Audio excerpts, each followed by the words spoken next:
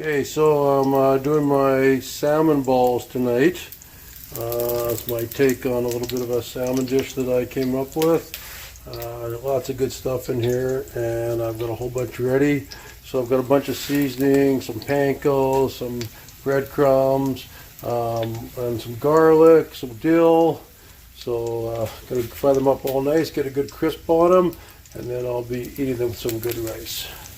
Okay, I'm going to try to do a nice flip here when I'm holding it stacked on the camera together, see what happens. There we go. Need some, that one's a little burnt. I think we got a little hot. Crank the heat down just a little bit. There we go. Yeah, I don't want to burn these things, so I have to make sure that I'm a little more careful. Unfortunately, my pan's a little bit big for my burner, and so it's not 100% even heat, but here we go.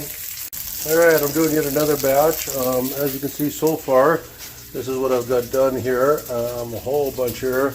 That one got a little distracted, but the rest of them are looking just beautiful. So nice golden brown, cooked really nice. And as you can see, any excess oil that's on them just gets totally absorbed.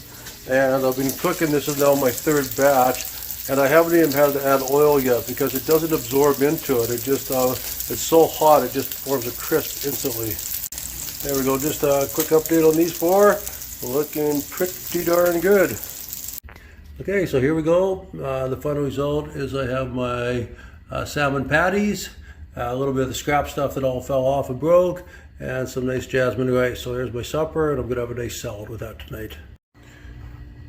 Oh there, Miss Kathy. I just thought I'd show you. I got your burner here, your frying pan. Look how beautiful it's looking now. It's got a nice clean tint to it now. I got my drying rack out here, and this is what I'm cooking tonight. I got my 3 pieces of salmon here, and so I'm gonna just clean them up, get all the bones out, and then I'm gonna put them on the frying pan and try it out. Make sure I use your frying pan every day this week. So this is what it looks like when you have a sharp knife. Look at these fillets, they're just incredibly crystal clean, and there's barely a speck of meat left on the skin. It's just beautiful. I love using my Japanese knives here when I'm doing work. And of course I got my salmon tweezers here too, so just look how gorgeous those fillets are. Okay, so here we go, it's the moment of truth. I've got everything in the pan. I'm using some nice hot peanut oil, and I put in a few chunks of butter just to give it that nice rich butter flavor. So far the pan's working beautifully. It's going to be just so nice and seasoned by the time you get it back. So I just did the flip, and just in case you're wondering why the color is the way it is, this is I'm doing it in the fish crisp maple smoke flavor, and so as you can see it's got that color on it. And look at that, just, oh, it's looking so good. I just can't believe how beautiful it's turning out. Okay, so these, what I'm doing right now is these are all completely seared. And you can see how beautiful these ones turned out. And now what I'm going to do is I'm going to pop them in my sous vide, and I'm going to bring them up to the perfect temperature. These are the next two I'm doing here. So look at those beautiful brass, and I'm doing this seasoning here.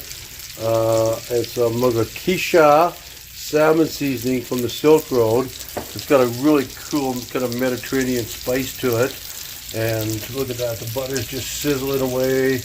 Everything just looks so good. Okay, so the flip's done.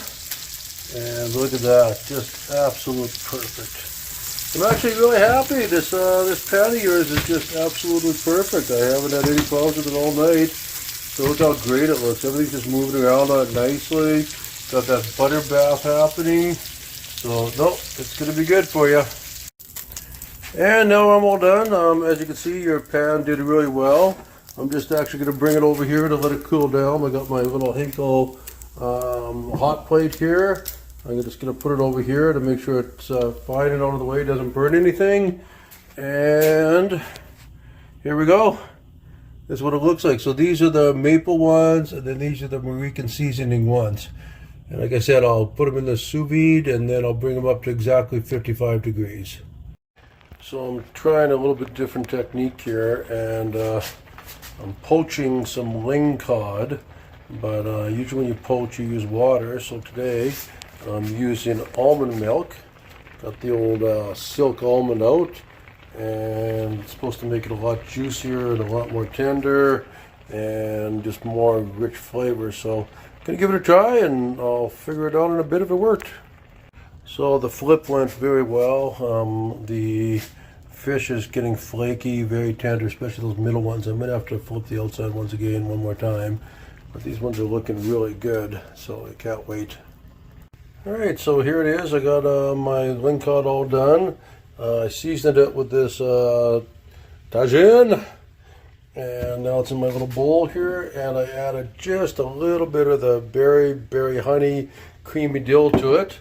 And you can see it's just a beautiful looking little dish here. So I'm just going to vacuum seal this into 6-ounce packs. Then I can serve it with rice or toast or whatever I want. I've also got a bunch of peppers here that I'm going to mix in with it. So check this out. I just folded the eggs in, and as you know, eggs will stick to everything. And check this out. Like, that's how seasoned we got it now for you. So I think we're ready. So this is my hash browns, my goose bacon that I made from scratch, and my eggs. So I'm just crisping it all up now, and your frying pan is just working beautifully. So I just finished the meal prep here, and this is done. You can see it's still steaming. Just took it off, and look at this. This is what your frying pan looks like. So just all I gotta do is a nice little simple wipe with the paper towel, and this thing will be just spotless.